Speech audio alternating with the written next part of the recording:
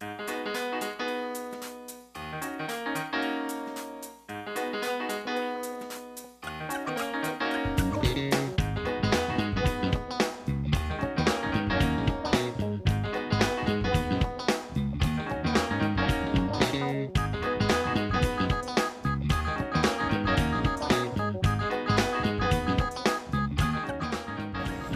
and welcome to Senior Beat. Today's topic will be advanced care planning. It's an important topic, and today we have with us Paul Benson of Fulton Thoreau Funeral Services. Thank you for being here, Paul. Thank you for having me. Of course. I know it's an awkward conversation for a lot of people, but especially on Senior Beat, I think it's very important. We discussed it in presentations and classes that we do at the Senior Center.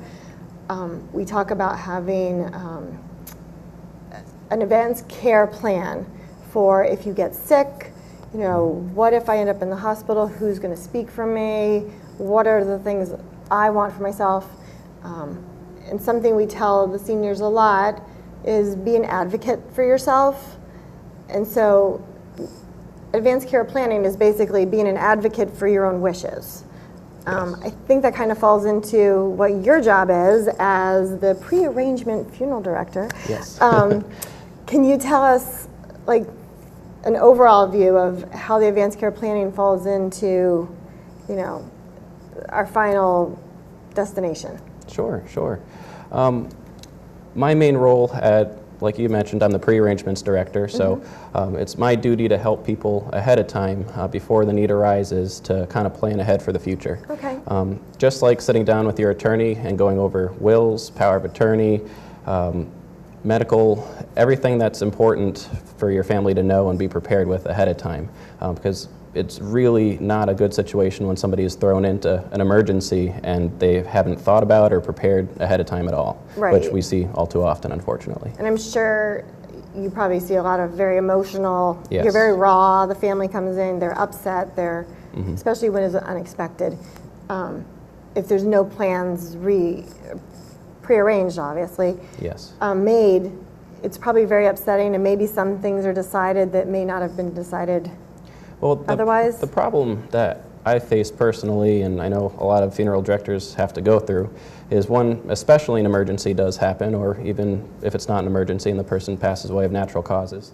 The family all comes in and they've been up all night at the hospital, they're tired, they don't know what to expect because this isn't something that everybody really goes through on a regular basis. So sitting down with us, and saying, oh, I think I heard Mom say she wanted this at one point. And the other sibling says, no, Mom wanted this instead. And it ends up bringing a little bit of strife and conflict to the family where it really shouldn't be about that at that time. When I can just pull out a file from our drawer and just put it on the table and say, you know, Mom came in several years ago and she wanted to share her wishes with us. This is exactly what she had wanted. All we really need to do is pick a date that you'd like the service. And when we've said that to families, you can physically see them relief. Just relax and like, oh, okay, Mom took care of it for us, just like she's always done. And I think for a lot of families, it is very sad, and you're raw, and then, like you said, the siblings start going, no, Mom told me this, no, Mom told me that. You don't want to cause more strife for your loved ones, so pre-planning is actually a loving and giving kind of a gift. It's one of the biggest gifts you can give your family. In a very sad time. I know a lot of people say, I don't want you to be sad, I want you to celebrate me, but it's a hard time on your family, so make it easier, right? So if somebody wants to make these arrangements, how would they go about doing that with your facility? Sure. So when I meet with families pretty much on a daily basis, I would be either inviting them to come into our facility and touring it and see if it works best for them, or I come out to the home if that's more comfortable for them. I know a lot of people don't like to walk into a funeral home, of course. So I go anywhere and everywhere I can to help people as much as possible. And when I sit down with them, we go over the plans that they need. We collect some vital statistic information that we'll eventually need for the official paperwork. And then also we talk a little bit about the importance of signing some paperwork ahead of time, if, for instance, if it's a cremation. And then so I know you did presentations with us recently, and we talked about cremation versus traditional. Isn't the cremation rate actually higher now? It is. We're about 70% cremation now. Really? Yeah, that's what our stats were last year. And people pick cremation for quite a few different personal reasons. Right. One of which, it can be less expensive sometimes depending on the services. Okay. Another one is some people like the idea of being scattered and not taking cemetery property. Right. And just religious reasons and a lot of different things depending on what their personal beliefs are. Is it better for the environment? That's a tough question to answer. I'm not sure if it's better for the environment. I'm sure in the future we'll have some other options as well. I know that we're in the process of starting the first green burial cemetery here in Connecticut. Really? One of our managers, Nicholas Fulton, is on the board of that, so we're still trying to find some land to get that going, but that would be a very good thing for the environment, being environmentally green. That would be incredible. Yes. Because I know that's something that a lot of people are concerned about. With that said, I know that you're part of Dignity. Yes. And now, can you explain Dignity? Sure. So Dignity Memorial Funeral Homes is a group of funeral homes throughout the entire North America. There's about 2,200 funeral homes, cemeteries, and crematories all linked together under this Dignity umbrella, and that really helps us in a lot of different ways. National transferability, for instance, is one of the coolest things that I think in Dignity is one of the links between us, is if somebody, for instance, prearranges their funeral services here, and for example, they want to move out to Utah. Right, to be with family. Exactly. Life takes us through a lot of different journeys, and we never really know what's going to happen.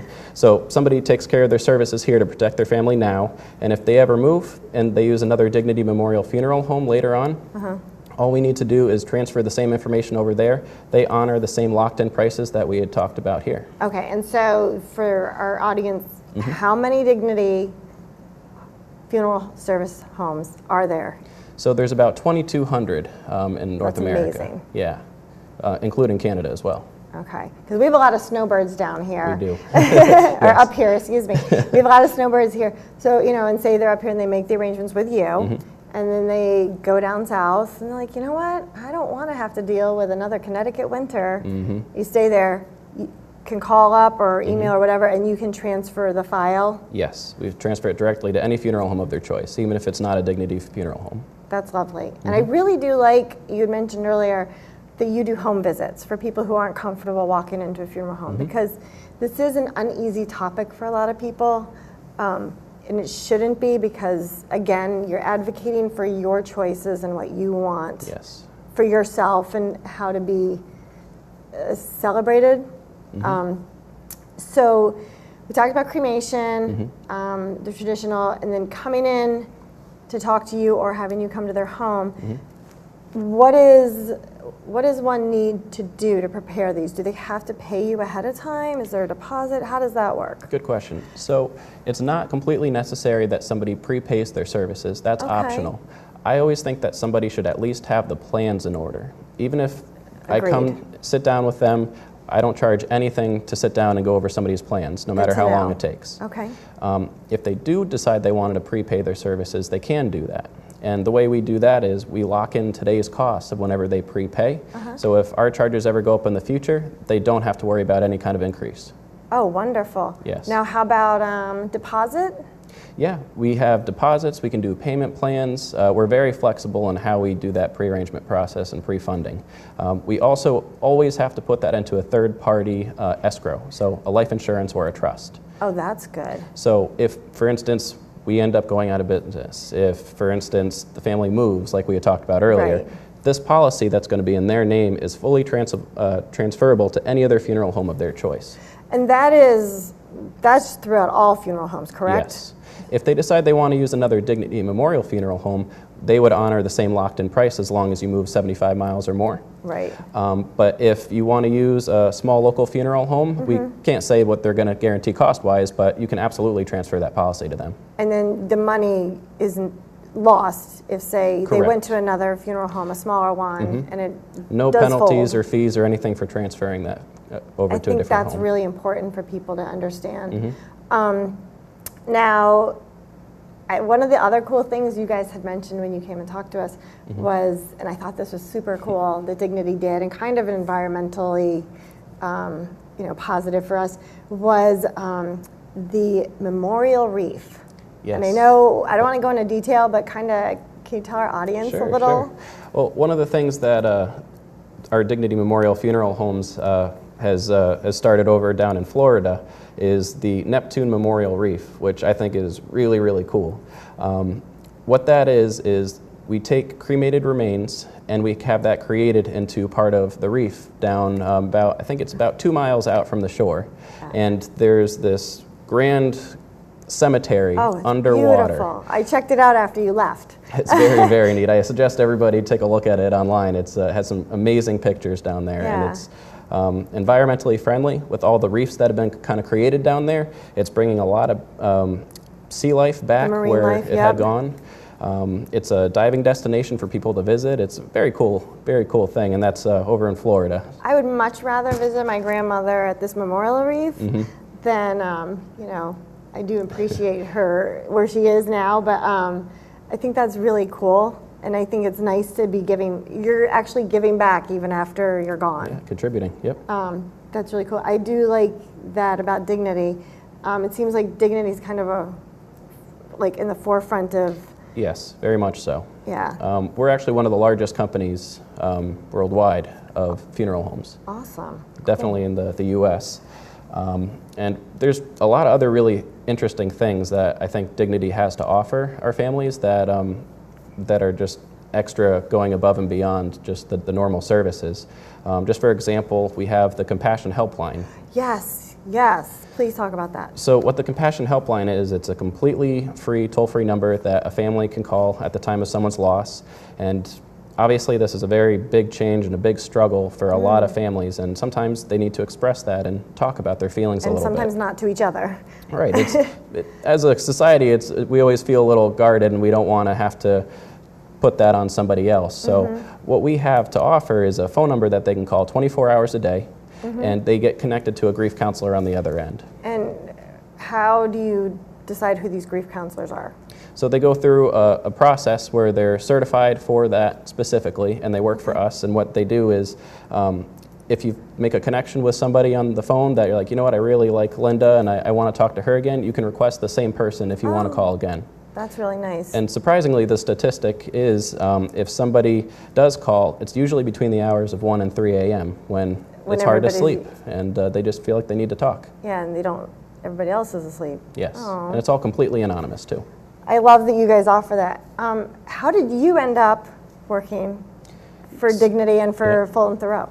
So I'm a first-generation funeral director, so it wasn't a family business for me. Right. When I decided to get into the field, I was still searching for what I wanted to do, and when it finally came to me, I had a big Italian family growing up, so going to funeral services wasn't an out-of-the-ordinary thing. Right, yeah. But growing up in that process, it never bothered me like it does some people, and it really it honors the person, and I got to see that growing up. And when I decided I wanted to pursue this, I really thought maybe I can help somebody in one of the worst times of their life and try to turn that around into a positive experience and have them remember their loved one and honor them the best way they can. And that's really what inspired me to get in this field. I think that's amazing and very giving of you. And like you said, you didn't look at it as such a horrible thing. I'm sure there's a lot of logistics that we don't even see. A lot, that yes. You guys take on. There's a lot of behind-the-scenes work that a lot of people don't know about the funeral industry, because it is a very mysterious industry.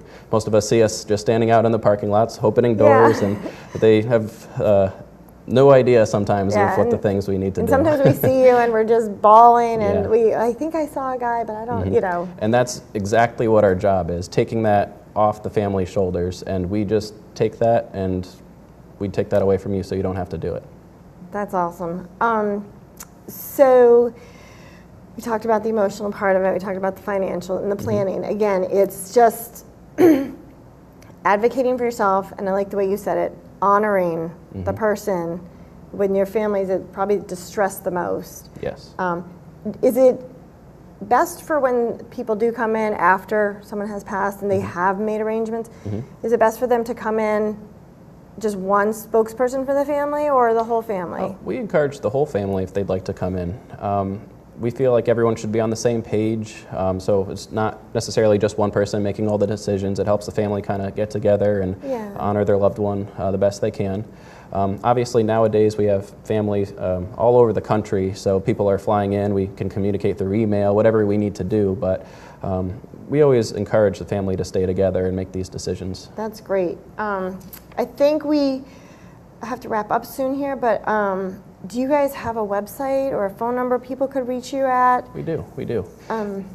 So it is www.fultonthoreau.com, and our phone number is 860-443-8355. Wonderful. And again, you're just one of how many Dignity With homes? Dignity, there's about 2,200 throughout the whole North America, but I suggest even if somebody, say, doesn't want to use our funeral home and they have somebody that they made a connection with throughout the years that's not affiliated with us whatsoever, they should absolutely go to talk to their local funeral director and make sure that these plans are at least put away, even if you're not pre-funding at this time. I think it's one of the most important things that a family should never have to make these decisions at such a hard time. I agree so much. I thank you so much for being here today, Paul. My pleasure. I appreciate it. I hope this was informative for all of you. We think it's an important subject. And again, we want to just advocate for yourself and honor our loved ones and cause little distress on our families. So thank you for being here today on Senior Beat, and we'll see you soon.